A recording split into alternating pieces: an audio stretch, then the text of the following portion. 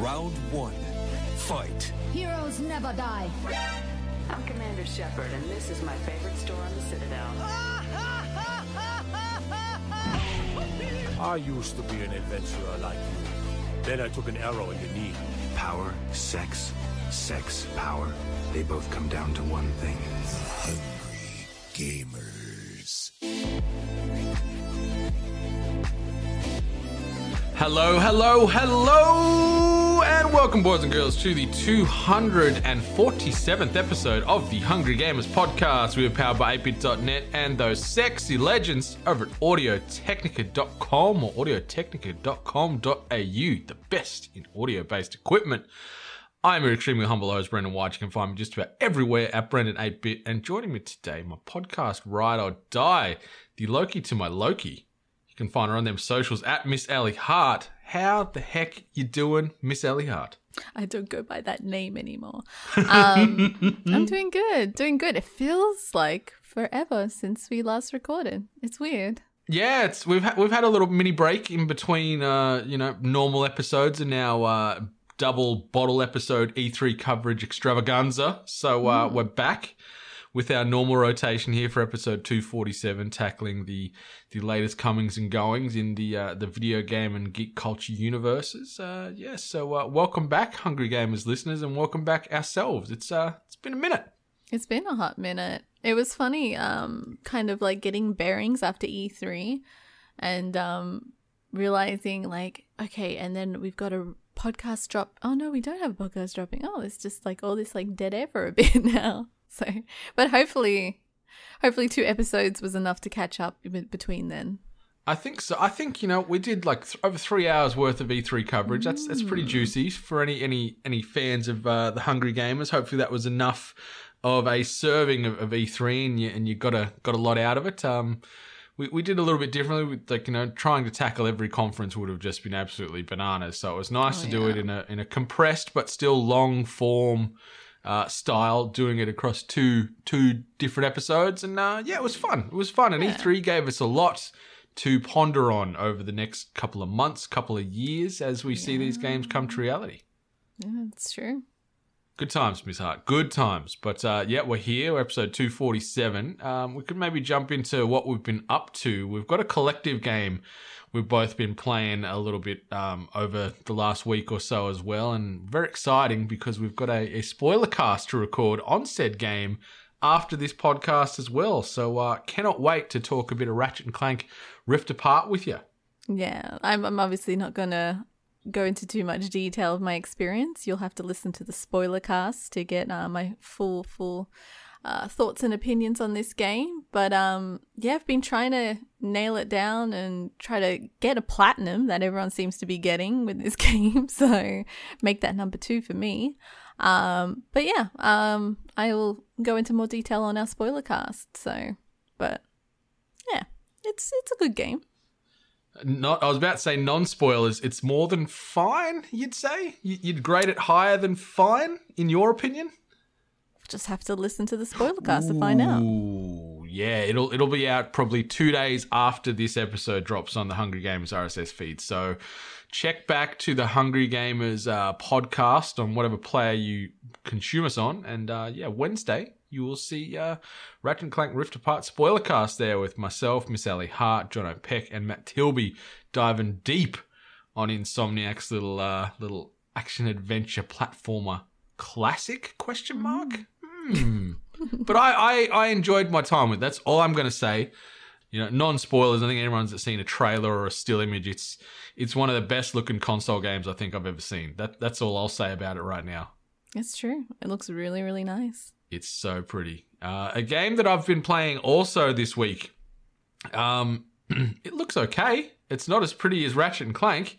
I've been playing Dark Alliance, which is this Dungeons and Dragons co-op party-based action brawler, you could say, maybe, as far as how you describe it. Squad-based melee extravaganza. I don't know why I've used that word twice now within the span of 5 minutes, but here we are. Maybe I'm just having RuPaul withdrawals, but I've been playing this. It's by Tuque Games or 2K Games, Tuque Games, and that's a new studio that Wizards of the Coast actually purchased. So they own this studio that's making this game. Oh. And it's like the first ever game they've made, and you can kind of see why it's the first ever game they've made. Oh, maybe not why, but you can see that it is the first ever game it's made.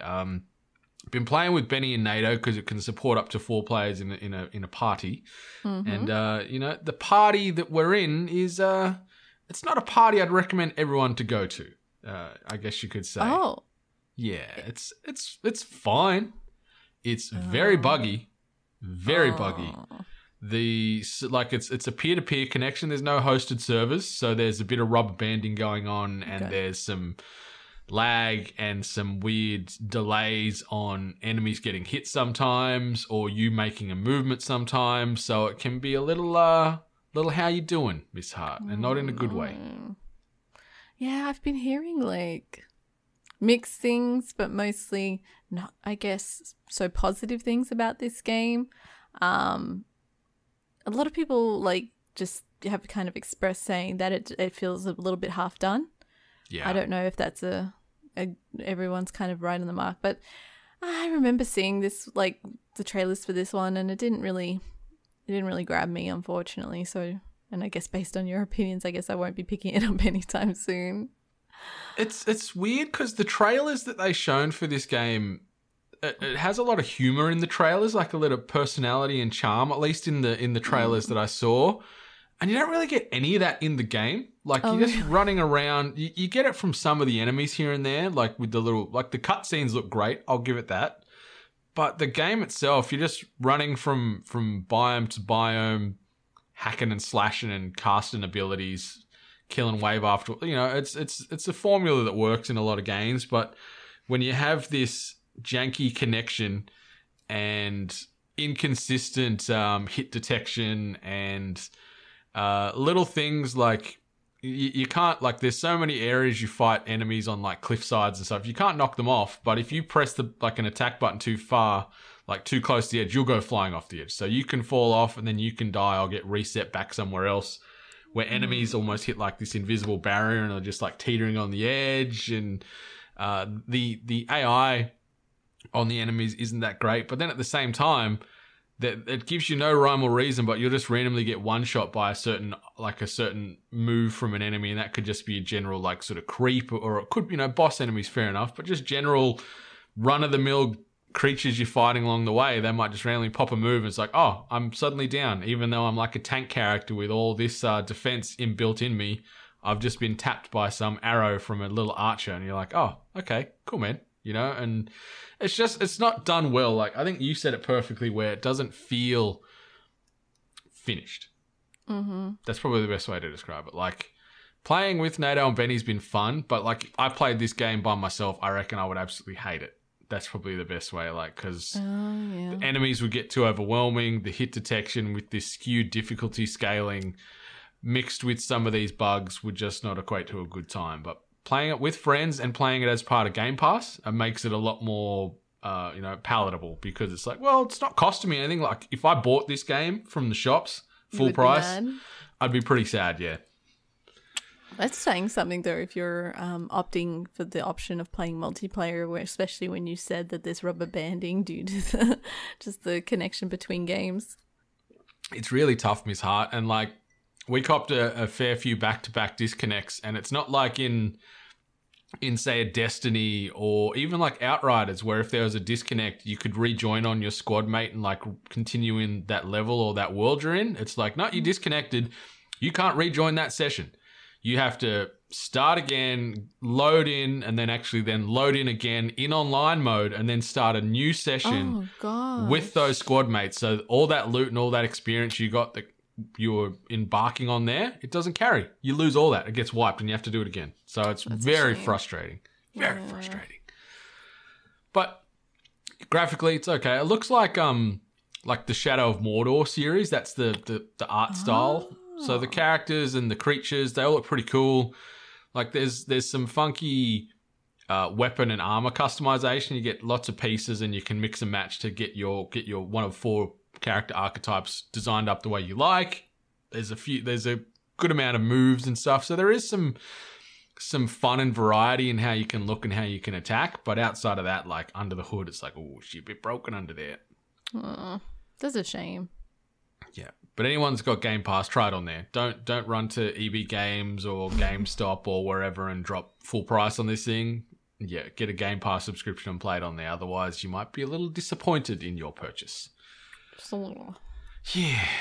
I'm also disappointed, Miss Hart, because the season finale of season 2 of Mythic Quest aired last night.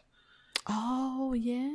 Yeah, I'm sad because it means I'm not going to get any more Mythic Quest for who knows, because they still, I don't think, have officially greenlit a third season. I'm hoping they do because it's such great television. I feel like they will. I feel like Mythic Quest is finally getting like some recognition. It's getting a fan base, and obviously with companies that have already attached themselves to the to the series, big gaming companies. I think that they'll probably schedule it on for a third season. It's a great series. So. You'd hope so. It is so good. I love the writing, love the cast of characters. I love the heart and the humor. It's so awesome. Anyone that's got access to Apple TV or can access this show and other means, do so immediately. There's 2 seasons, collectively over 20 odd episodes with those 2 special episodes they did in between season 1 and season 2. And it's just so good. It's one of my favorite things on television. But Miss Hart, something else that's on television now, or I guess on streaming services on your television, on Disney Plus, Loki. I have not watched the 3rd episode from this week yet, but I've watched episode 1 and 2. I've watched the 3rd. You've watched the 3rd. How are you finding Loki so far? You invested? You in? You loving some Tom Hiddleston? Without saying too much about the last episode, I'm thinking that Loki can't exist successfully without having a good counter, like the bad against the good against his bad, if that makes sense. Like yep, like so Thor in the other movies, for example, like his yin to his yang. Exactly. Yeah, I like. There's elements that I'm really loving about this series. Like I like certain details, but then there's been a few areas where it's kind of dropping for me. Or I'm hoping that there's like just going to be this wonderful, outrageous twist that like really throws us all through an emotional loop. Because right now, if things are going the way that they're going, I'm just like, okay, like, yeah, I don't know, like kind of like how in WandaVision we all kind of suspected something pretty early on in the series. So when I guess the bomb was dropped, we all kind of like, yeah, we kind of knew that. We all were kind of suspecting that kind of thing. So yeah, that's I'm hoping for a genuine like jaw drop experience. Yeah, I'm enjoying it so far. Like it hasn't grabbed me on the same level that like WandaVision, like you mentioned, or even Falcon and the Winter Soldier. Those 2 like had me a lot more invested, and I'm hoping as these episodes continue to come out, it grabs hold of me more. Like I like the world, I like Tom Hiddleston, I like Owen Wilson in this show of all people. Owen Wilson is amazing. Like in the same breath of saying he's amazing in this, he's just playing himself. Like I feel like Owen Wilson just plays Owen Wilson, but he does it enough to feel like I recognize that this isn't like Hansel from Zoolander. I recognize that, but it's still all the same thing, if that makes sense. Yeah, he's really good. He's just got this like softness and niceness about him and everything he does. Like I haven't noticed him dropping any like wows so far yet, but there's one bound to be thrown in there. But I think the biggest takeaway with Loki that I've found so far is like I like that they're giving Loki through Tom Hiddleston a bit more creative freedom as far as showing some vulnerability and showing different layers of emotion instead of just being this smart-assy god. Like, they're showing a little bit of humility in Loki and fleshing this character out more, but then chucking it over this crazy, like, it's aesthetically, it's a gorgeous world. Like, some of these timelines they're warping into and stuff is just a feast for the senses. So Marvel are hitting on all those notes for me. Yeah, I feel like Loki's character, though, is coming a little, like, to me, it feels a little inconsistent. Mm-hmm. There's a lot of character traits that don't seem to be lining up, and he just seems to jump between what needs to be done for the scene, if that makes sense. Like, I don't feel like he's one consistent character all the time, but I don't know. Like, I don't want to sound like a hater or anything like that. For the most part, it's good TV. But I guess when we, have these like mammoth shows one after each other, and we are essentially comparing them like each, and we know that they're all connected to a greater story, so it's kind of hard to be like looking at one and saying that was great and then looking at the other and saying like it's just as good. It has the best. Loki has probably my favorite like universe, like setting at this stage, like especially in the office with all the antiques hanging around. Like, that's great, and I love some of the characters too. But yeah, there's just some things that aren't sitting with me right just yet. Yeah, I like the I agree with what you said, that the quirkiness that this show has got compared to Falcon and Wanda is it really stands on its own in that regard. They've really lent into this unique, crazy, quirky world and assortment of characters, and I'm keen to watch. I'm going to watch episode 3 over the weekend and see how it goes, because episode 2 sort of ended on a pretty big cliffhanger. So I'm excited to see where they continue to build this world out and introduce and unpack some of these characters more. So plenty of good television on at the moment, Miss Hart. Plenty of good television. Also, things that are good, 8-Bit Nation, Ko-fi.com/we-are8bit. If you wanted to support us monetarily, you can do so over there at that hub. Those subscription tiers are coming, Ko-fi says. They're still not active just yet, so it is just that flat $5 AUD fee if you wanted to get behind us from a financial standpoint. If you don't or you can't, that is more than fine. Just be sure to rate, review, subscribe us, as well as all your other podcasts on your podcast rotation, on Apple Podcasts, on whatever player you listen to us on. Just rate, review, subscribe, because those reviews take no time, cost you no money, and mean an awful lot to not only us, but also those other podcast hubs that you are consuming. So please do that when you can. Obviously, Audio Technica, the best audio establishment in the business. I mentioned their websites right off the jump there, but you can get headphones, microphones, gaming headsets, turntables, you name it, they've got it. So whether you want to get into content creation, whether you just want to upgrade your streetwear, headphone, in-ear or over-ear style, they have got the gear for you. So head on over to audiotechnica.com or audiotechnica.com.au to kit yourself out in all that audio-based greatness. But Miss Hart, let's get into some news. This week's news headlines. And the first bit of news, Miss Hart, Final Fantasy IX animated series is currently under development. Kidscreen has reported it will reportedly be co-developed with Square Enix by French studio Cyber Group Studios, with Cyber Group also handling distribution, licensing, and merchandise. As you know, there will be bucket loads of merchandise attached to this, no doubt. Episode count and length have not yet been finalized. Cyber Group Studio CEO Pierre Sisman says in the report. However, it will be in production by the end of 2021 or the beginning of 2022, and it will reportedly be aimed at children between the ages of 8 and 13. According to the report, Cyber Group Studios is currently putting the final touches on the series Bible and is getting ready to pitch it to broadcasters. So firstly, off the jump here, Miss Hart, I have never heard of like a pitch deck or a synopsis referenced as a series Bible before. I don't know if that's a common term in television or media, but that's strange to me. But it's also strange to me, maybe not, because I've never played Final Fantasy IX. So tonally, when they say ages 8 to 13, is that sort of in line with that game, Miss Hart? I am not the Final Fantasy aficionado. I recognize the characters from Final Fantasy IX. In regards to story, though, like all Final Fantasy stories are pretty heavy, like in some way.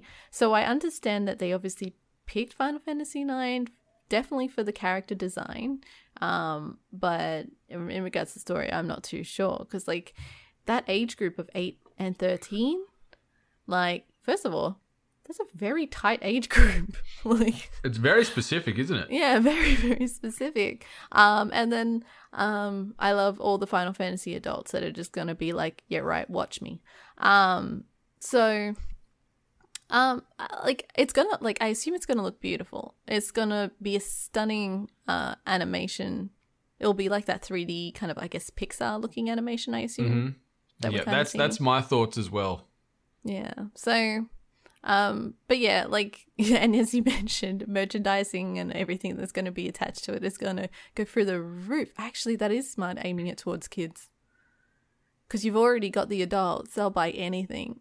So now you got to like tap into that kid market. Oh, well done, Square Enix. Well done. Yeah, FF9 animated series. So yeah, I've got very little skin in the Final Fantasy game outside of knowing that there's lots of chaos to try and take down these days. But yeah, it's smart. Like, yeah, when they're going to have the big marketing machine behind this thing, targeting it to kids is certainly the smartest way to go. I'm assuming ultimately this is going to get snapped up by maybe Netflix or Amazon would probably be where I'd put my money. Yeah, probably. Those are probably the safe bets, unless for some reason it would go to like HBO Max. But maybe someone will back up the money truck and say, how much do you need, Square? Disney. Yeah, well, that age group too works. Kingdom Hearts and stuff.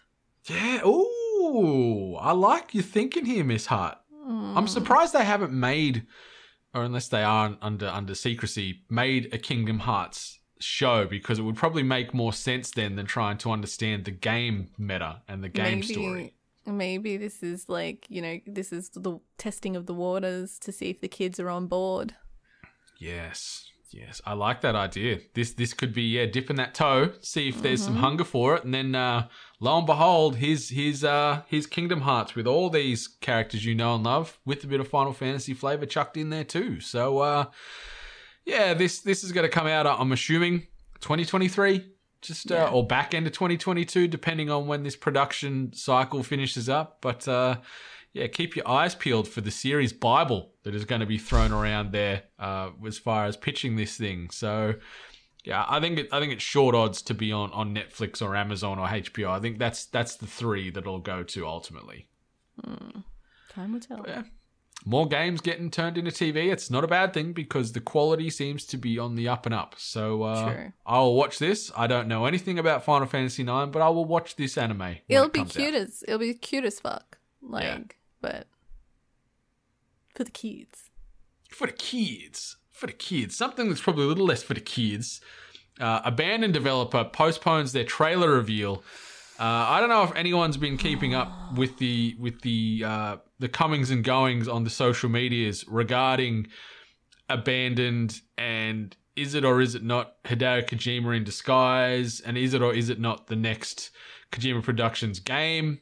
But anyway, we'll jump into this little snippet from IGN. So after previously releasing a video on Twitter confirming he is indeed a real person and not Hideo Kojima in disguise, game director Hassan Karaman has once again taken to the Blue Box Studios Twitter account to break the news that the Curious trailer app for the game won't be making its initial release due to some last-minute bugs and issues with localization.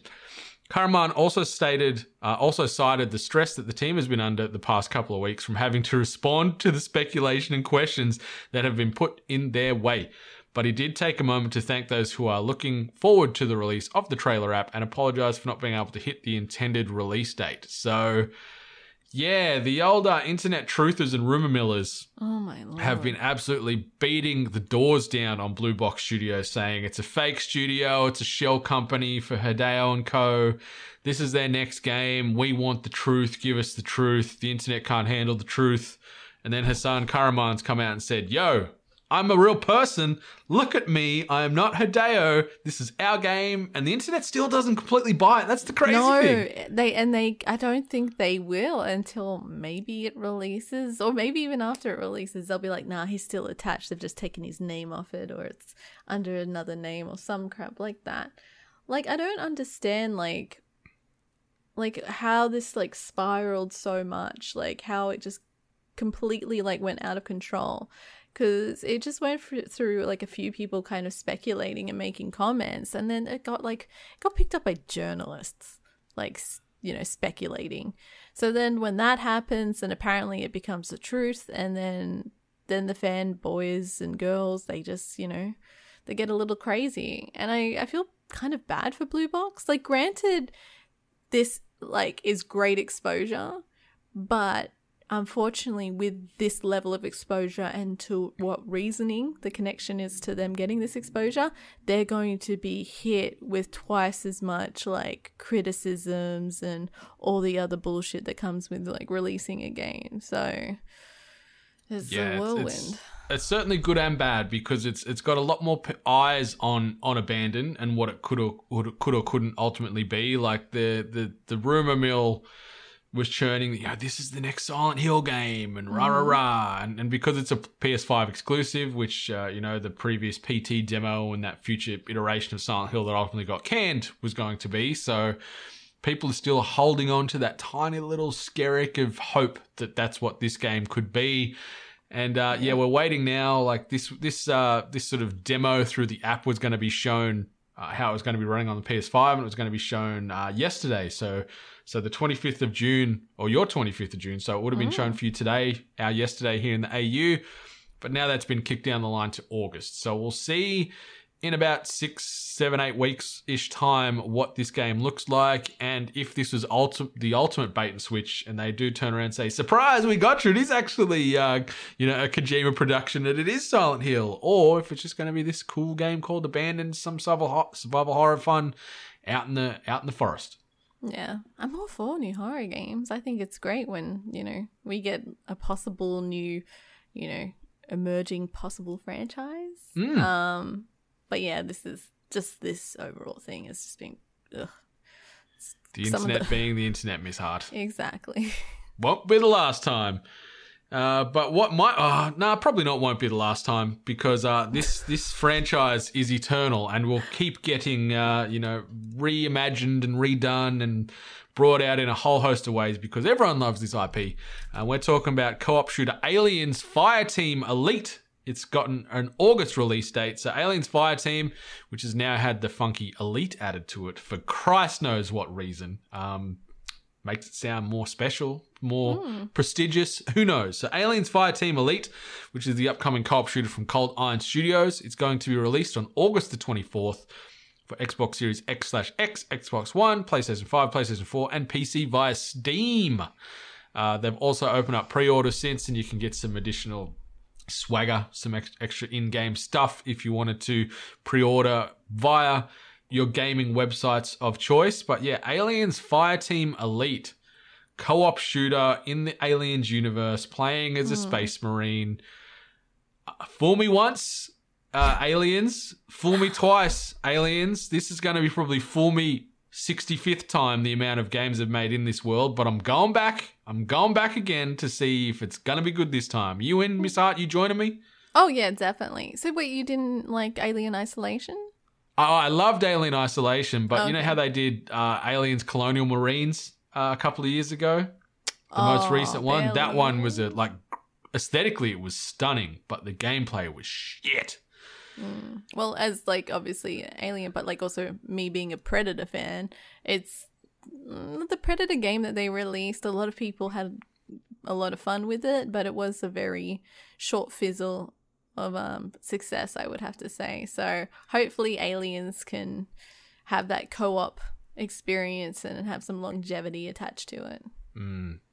I don't like our chances of longevity. I think it might be just we get in, we go on a bug hunt, we kill lots of Xenos, we pop some abilities because there's different classes for your characters and what have you. And yeah, like it could be once you finish it, you could be like, yeah, cool, that's it. That's good for me. But like if we can walk out of this game feeling that way, I'd be happy. Like if we just do one run, complete the game, it's like, that was cool. And I don't have to want to go back. I'll be happy with that. Would you be happy with that? Maybe. What I'm thinking that could work is like Gears of War Horde mode. But with that element of like horror, I guess. So working with your pals in more like dark spaces so that like when the xenomorphs kind of just pop out, like you might have that element of surprise and scare as well. But for the most part, you're like holding a space against like a horde. But I don't know. I guess we'll see. I'm just excited to get very scared, as I always do in these games, when you've got the tracker out and you're just hearing the little pulses, and then you're seeing the little like the really faint blue white dots of all the creatures or the characters that are coming, and you see the meters closing in on you, and that dread that comes with those trackers in any of these Alien games just gets me straight away. Like my heart starts going, the anxiety goes up.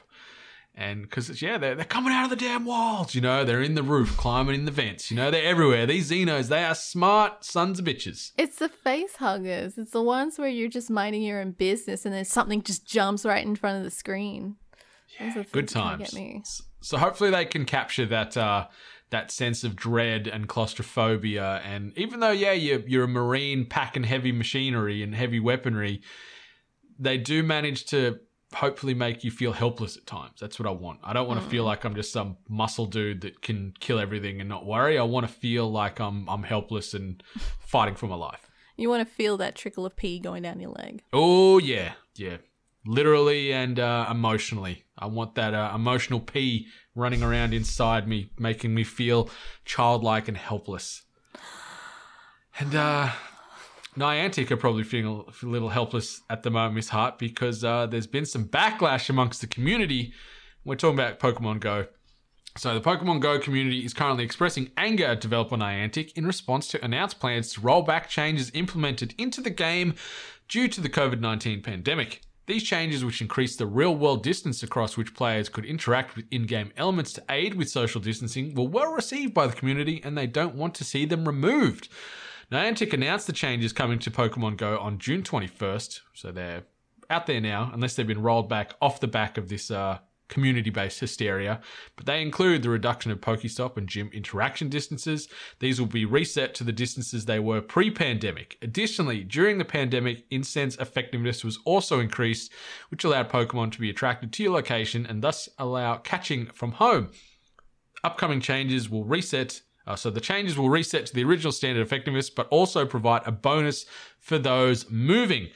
The announcement of these changes have upset everyone within the Pokemon Go community, as the pandemic response alterations to the game made it more accessible to its players. So this, Miss Hart, this is so tone deaf and stupid from Niantic, because not everyone can get out and about still. There is a lot of people still in ISO and in rolling lockdowns and rolling having to be stuck at home, and maybe this game is their escapism. This game is helping keep them afloat. And then Niantic are like, you know what? We're scaling it back. Middle fingers to y'all. Rub it back. Love it or leave it. Yeah, it's the accessibility element. Like, I recall I feel like it never really got better. Like, a lot of people were in locations that for whatever reason, Pokestops and gyms just never spawned or were never generated for them. So having the full experience of the game was usually quite, it would require them to literally get in a car and drive somewhere. And then other people where, stops and such are still far away, because usually, like, Pokestops in general are usually locations of interest on your map. So for some people in suburbia, you might not have that.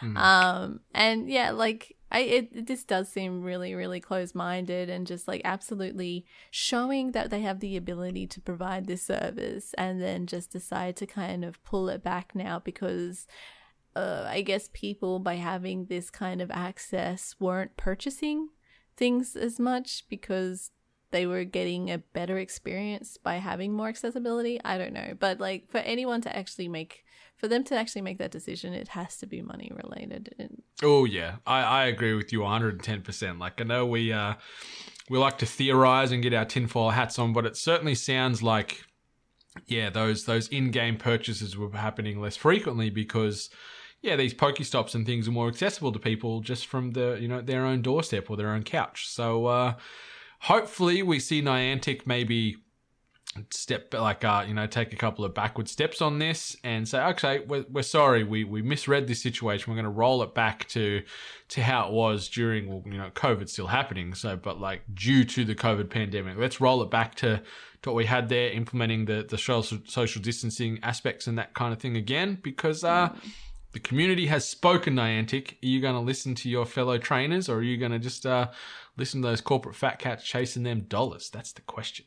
I anticipate that what they're going to do to make people feel better is Pokemon Go has like days, like special days where, you can collect certain Pokemon and have a higher chance of them being shiny, and other festival events where you can collect like Pokemon that are wearing hats or certain attire. So they'll probably just add these days where they have these extended radiuses and all that kind of special stuff to appease or think that it's the right course of action, where they don't have to permanently have it on. Yeah, they'll have some kind of strategic angle where they can somehow make some money off those days as well. So we're watching you, Niantic. We're watching you very closely, and people are also watching most PS5 players now, because oh boy, the developers of Marvel's Avengers have released a new patch that fixed a bad bug for PS5 players that showed their IP addresses on screen, Miss Hart. Stranger danger. Having an IP address on display poses a particular problem for streamers and people trying to record gameplay of the game, as your IP address can be used to glean a lot of information about you, such as an approximate idea of your location. Hooah!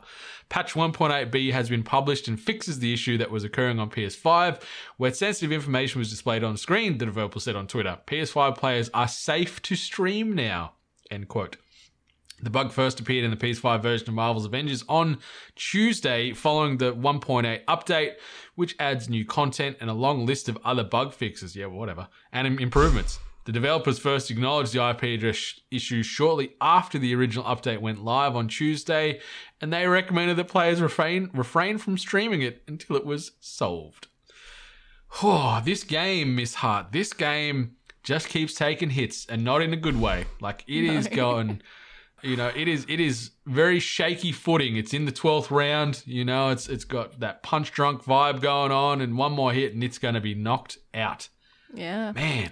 This is actually really bad. Imagine if a person who maybe isn't aware or didn't really recognize what the numbers meant and just going out there and streaming. I remember the first Twitter post that kind of expressed their problem when they kind of just like essentially said like, hey, thanks guys, I just streamed my IP number out to my stream. Thanks. Like, what the hell? Like, so I think they would have actually, they said that they became aware of it just after the bug was released, but I think you became aware of it as soon as the only people in your that were playing your game still kind of got a bit mad. Well, on PS5, right? So all 106 of them are now in imminent danger because, I'm not going to blanket statement people that watch streamers and things, but there is some bad eggs out there, there is some people that would use this information to their advantage and impact people's safety and, sense of just security, being able to stream from their own location that is unknown to people unless they want it to be known, and having that privacy taken away through no fault of their own, just saying, hey, I like this game, I'm a loyal Marvel's The Avengers fan. I'm going to keep playing this game. There's future DLC, there's new characters out now, let's stand behind these studios and hope this game lives on for future years. And then like, you know what? PlayStation 5 users, we're going to chuck your IP addresses out to the world. So suffer. The most exclusive content drop, which is their players' IP addresses. Yeah, that is that's free. That's not even a paid download. So hopefully we don't hear any flow on from this where someone has tried to cause harm or cross personal boundaries or barriers with anyone that had these IP addresses showcased, because don't be like that. Like, I feel we've got a pretty good listener base here. We've got a lot of great fans that wouldn't resort to these types of shenanigans, but yeah, just because you might get this information legally, illegally, otherwise, whatever you want to define it as, don't be invading people's personal spaces, you know. Respect their privacy, respect who they are, you know. You can appreciate their content, but just don't be forcing yourself into their safe space. That's not appropriate. Never is. Yeah. Never is. So yeah, just don't be like the developers of Marvel's The Avengers and just throw this information out there, you know. Just be smarter and yeah, be good people. Be good people. Be good. And Miss Hart, I think this is a pretty good segue right to this. Tweet of the week. Speaking of good people, Annapurna Interactive and Luis Antonio have dropped a pretty spicy tweet via way of @12minutesgame on Twitter. And it's the official, in air quotes, film poster for 12 Minutes. And you can read more about it at 12minutesgame.com for more on synopses and this game and how it's going. But this poster is big old chef's kiss. It is so artsy and like noir, and it just Very, looks like, cool. Reminds me of like you said, like noir, but also like very Alfred Hitchcock. Yes, very, very Hitchcockian. But I cannot wait for this game. An interactive thriller about a man trapped in a time loop is the little byline underneath the 12 minutes heading there. I'm also curious about this like film poster like release. Like, is it something that they're going to sell? Because you know what? How cool would it be if some of these like incredible games started doing film posters? Hell and yeah. then you could like pre-order and get these like this is gorgeous. Like you could have this poster up in your house, and for anyone that wasn't, you know, video gaming inclined, they would just see that and be like, I want to see that movie. That looks interesting. I'm wondering, you know, speaking out loud, putting that tinfoil hat on we had before when we were getting old conspiracy and hypothesizing about FF9. Yeah. Are we going to get a movie or some kind of actual short film offshoot off this? You know, they've got the voice cast. It could be an animated movie instead of getting to actually play the characters. Will we see something like this made off the back of 12 minutes? Oh, I mean, they could. If they really wanted to, they could. It would be interesting to see, like... First, I'm curious if there's, like... Because 12 minutes is about replaying the scene, learning from your experience, and then kind of doing something different to get a different outcome.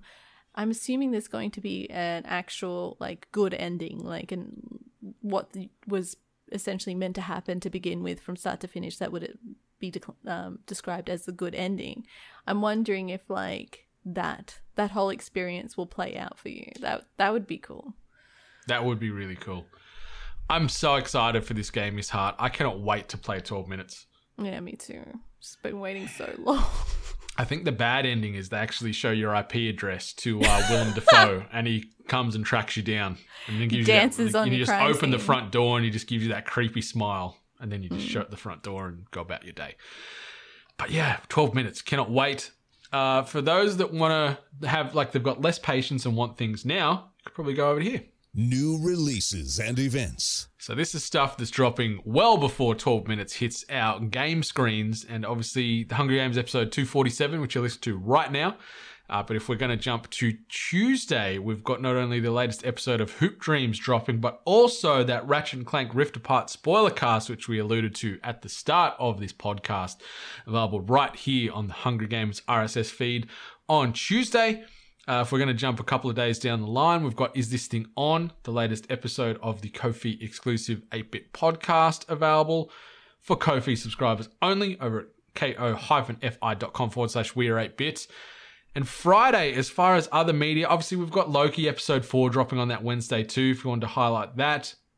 But I wanted to also highlight the Tomorrow War coming out this Friday, Is that the which one is with Chris Pratt? It is. It's some alien invasion, Chris Pratt sci-fi shooter action thingamajigger. But I'm like, I'm okay. sorry. I saw the trailer. I'm like, why does this feel like a bunch of movies that they just threw it together? Like, it feels like War of the Worlds. It feels like that other movie Tom Cruise was in about like resetting. I love that movie. Now I'm blanking. Edge of Tomorrow. Oh, okay, yeah. So it's like it feels like a lot of movies kind of mushed into one, and there's some great like acting, like actors attached to this movie as well. But for the most part, the trailer just I'm just like, no, I feel like I've seen this. It looks like a bit of a mess, and it's my kind of mess. I'm gonna watch it this next weekend and see if it is fine, if it's surprisingly good. But the Tomorrow War coming out exclusively for Amazon subscribers, so you can get that next Friday for Amazon users. As far as new games coming out, there's nothing new dropping per se. Like a lot of games that may have first released a year or two ago on, say, PC are making their way to console. So stuff like Destroy All Humans is landing on the Switch on the 29th of June. Jumping down a little bit, Spirit of the North, which came out, I think, in 2019 on Steam. It's coming out on Xbox Series X/S and Xbox One on the 29th as well. Doki Doki Literature Club Plus is dropping on every platform on the 30th. But just be careful with that one. That game hits you in some ways emotionally that not everyone might be equipped to handle or want to get into. So just maybe do a bit of reading up on that if you think that's your cup of tea or not, because it's tonally it's pretty heavy. Yeah, don't start playing it and be like, what the hell is Brendan talking about? Like, yeah. Take that advice. Yeah, and then Greedfall makes its way to consoles, PlayStation 5 and Xbox Series X/S on the 30th as well. That's a game that initially started on the PC about 9 months ago, I believe. I think it came out September-ish last year? Question mark? It feels recent-ish, but... Or more recent, I don't know. Time's weird now, so it's hard to keep track of things. Time is weird. We would have obviously discussed the previous week, but Mario Golf dropped today-ish, I guess, for both of us, and I don't know if I want to play it. The reviews aren't great. Yeah, the reviews it's a big bogey-shaped review, or double bogey, some might say, if we're going to go into these golfing terms. Yeah. It's very high, and it's surprising because Mario games typically, especially on the Switch, they review really, really well. But this is the first one where almost unanimously everyone's like, yeah, okay. Yeah. It's golf, but we want more, or the adventure mode or whatever it's called is lacking and it's hollow and it's missing the required Mario content that people are clamoring for. So it's fine at best from what I see from the reviews with our metrics. And obviously reviews have other people's opinions, which is fine. It's, how you should understand reviews, that not everyone is the same. So there's always that off chance that maybe a lot of people disliked it or wasn't, crazy about it, and you may love it. But based on like what I've been reading and kind of what I've seen Donkey Kong, he don't look right. Yeah. It's this review is certainly out in the rough, that's for sure. So yeah. Oh my God. Sad, because I like these Mario games. I do like Mario Golf. I was actually really, really excited for this Mario Golf because I played the last one, which I think was on DS. She says with no confidence whatsoever. Feels like it was a DS game. I think you could be right with no confidence in my assurance. But the internet will tell me. Yeah, it's just it's a shame because these Mario titles, they're not cheap either. So like you're getting in at top dollar. You're getting in at penthouse pricing to buy these Mario games. So high risk. If it isn't what you want, especially if you're buying it digitally, it's a tough pill to swallow. So good luck out there, golfers. Hopefully this game is for you. If I can get a copy cheap, I still might pick it up because I'm excited or interested or intrigued to play this game with friends, get a little bit of, party golf atmosphere going on. But outside of that, yeah, I'm not in an urgent rush to try and pick up a copy of Mario Golf. No. Mario Party, though. Oh, yes. I am down for Mario Party. Give me some party online fun later this year. Yep. But Miss Hart, that brings us to the end of the Hunger Games episode 247. Anything you want to say before we shut down this studio? No, I'm just happy to be back. Happy to be back on the airwaves for our listeners. Airwaves? Podcasting waves? Yeah. Internet. But we'll get the ball rolling and keep the episodes flowing and see everyone back on Monday. Yeah, and we've got our episode 250 coming up soon. Oh, shit, yeah. Which is crazy. Maybe we'll think of trying to do something for 250. Or listeners, if you've got ideas on things that could be fun for our 250th episode, hit us up on them socials at WeAre8bit, at Brendan8bit, or at Miss Alec Hart, or drop us an email if you want to dive deeper in that thought process, hello@8bit.net, because we haven't given it really any thought as far as what we're doing for episode 250. So send us your best or worst ideas and we'll see what we can make happen. We've still got a couple of weeks up our sleeve, but it could be fun to do something a little different for 250 maybe. I don't know. I don't know. But yeah, 8-Bit Nation, thanks for stopping on by. It's been our pleasure to bring you the gaming news and infotainment that you love. But until next time, much love. And stay hungry. You've been listening to The Hungry Gamers, one of many gaming and geek culture related podcasts from the 8-Bit Collective over on 8bit.net. Check out more episodes on your podcast service of choice. And while you're there, please be sure to rate and subscribe. Until next time, boys and girls, stay hungry.